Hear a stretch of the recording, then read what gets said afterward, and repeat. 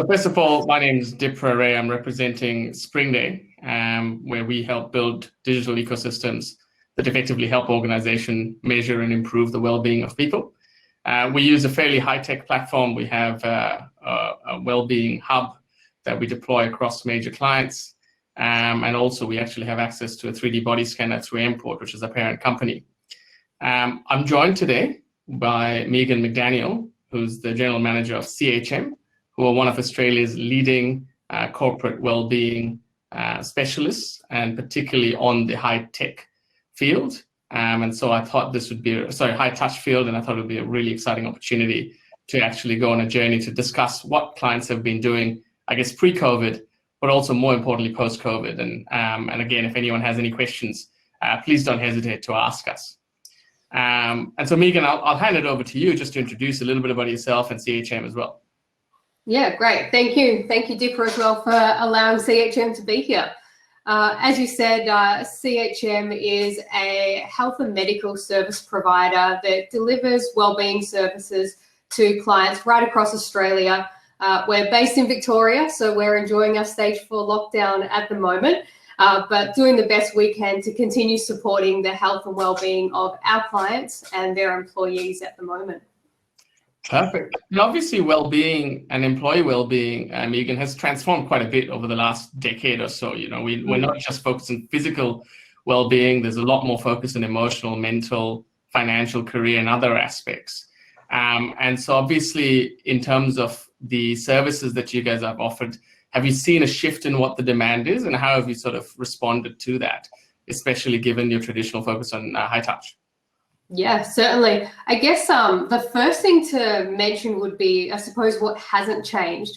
And if we're talking about, say, this COVID environment, I think when it comes to high touch, high tech, everything that encompasses employee well-being, I think what we've found has stayed the same is CHM, Springday, our clients, employers, their focus on continuing to want to care and provide services to their staff.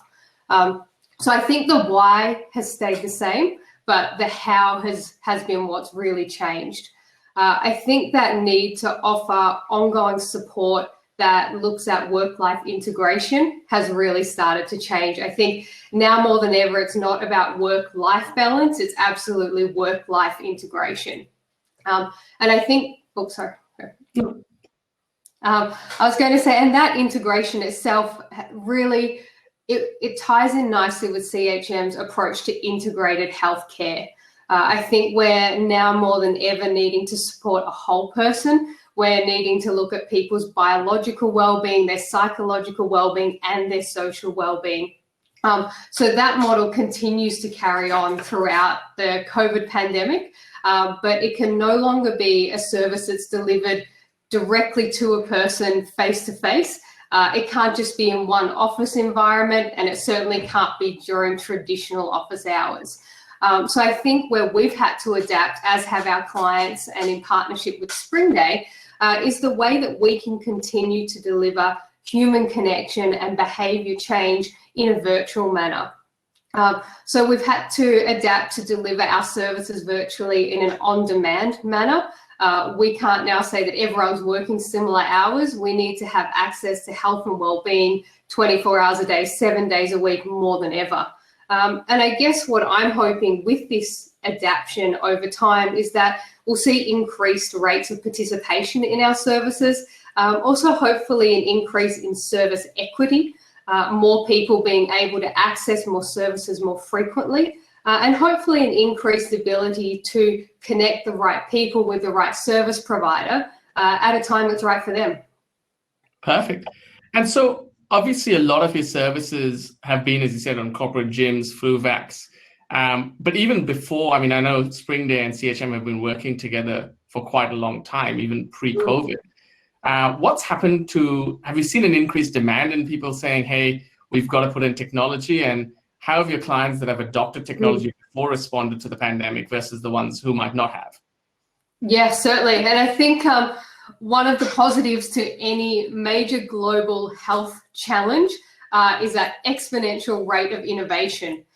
So I think what may have taken years for our clients and CHM to do has been done in months, if not in weeks, by partnering, say, with CHM, our clients, and Springday. So I think what we've seen is things that maybe could have happened over time start to come to fruition much quicker. So we're finding people willing to break down barriers quicker. Adoption rates of technology have happened quicker. And we're finding that employees and employers alike are willing to focus on a solution that still delivers quality healthcare and wellbeing services, even amidst all of the current challenges. And so you've obviously seen, we've seen a big rush of people wanting to rush into tech and put a tech platform, and just so that they can be able to tell, I guess, their staff, hey, we've got something going on.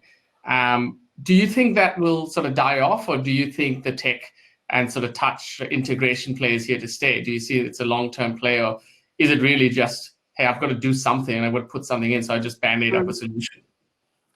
Yeah, I think there might be initially a bit of how quickly can we get something ready for our employees. But I think just like that integrated model of healthcare, the integration of high touch, face-to-face, whether it be virtually or in person, and a high-tech approach has to be here to stay. The way we all engage with technology isn't going to change. If anything, it's increasing. But for me, it's very much looking at how we can use that to our advantage, and how we can really use technology to connect people. For CHM, when we're developing services, we need to make sure that we are looking at things from multiple angles. And I think that's where technology really helps with that human-centered approach.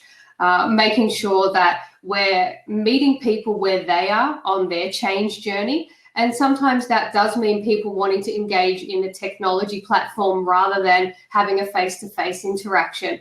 Someone might only just beginning to contemplate change. So that's where tech and high touch can work together to deliver a myriad of different passive and active interactions that ultimately can lead to behavior change. I think that's such a good point, because I think often we also get the other side where people say, well, let's just put in a tech play and we don't really need to worry about the high touch.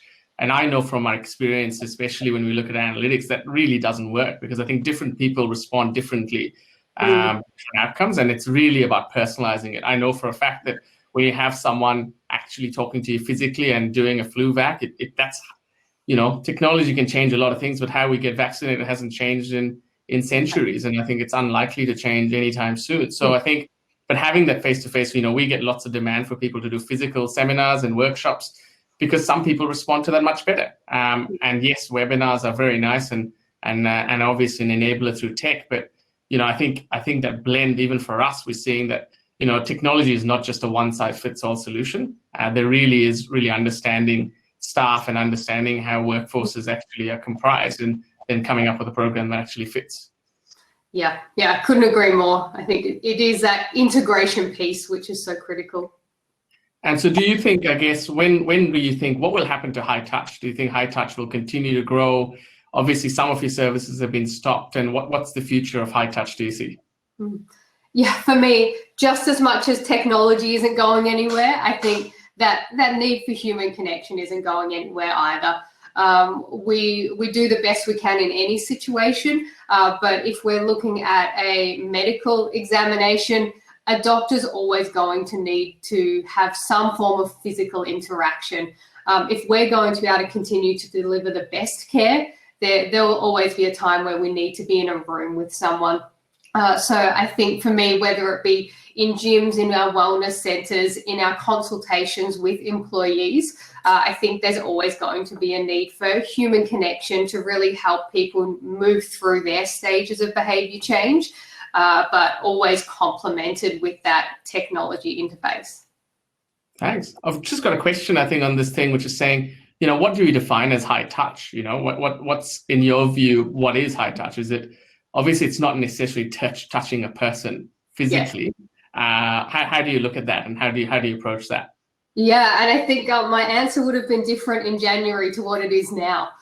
So I guess the way we define high touch, regardless of whether it's through a virtual medium or two people in the same room, it's about two people connecting and discussing their health and well-being collaborating to achieve behaviour change and improved health outcomes. So it's an active interaction between a health professional and, in our case, employees.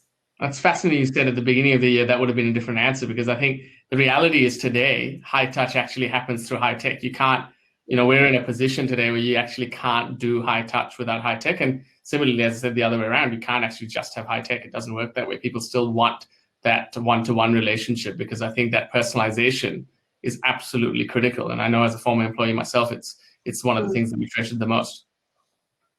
Yeah, absolutely. And I think whilst we do our best, sometimes you do lose some small nuances not being in the same room. But similarly, if you're only in the same room, you can misengaging some of your highest risk people that otherwise might not be ready to engage, but they are happy to read articles and begin their education process to start increasing their knowledge and confidence to be able to enact change a little bit further down the track. Yeah, we completely agree. And I think we've seen, as I said, we've seen that high tech or technology or platforms in particular, you often use as a pipeline into getting those high touch services, as you said, getting people ready into actually getting people ready into that area where they can actually connect and discuss their health further. Yeah, absolutely. So I saw another question, which is around so Springday is a builds ecosystem. So we do that, but we actually work in partnership with people like CHM who provide flu vaccinations, doctor's appointments, and the like. So we're a tech solution, but we partner very much with services like CHM to actually create, healthier communities in workforces.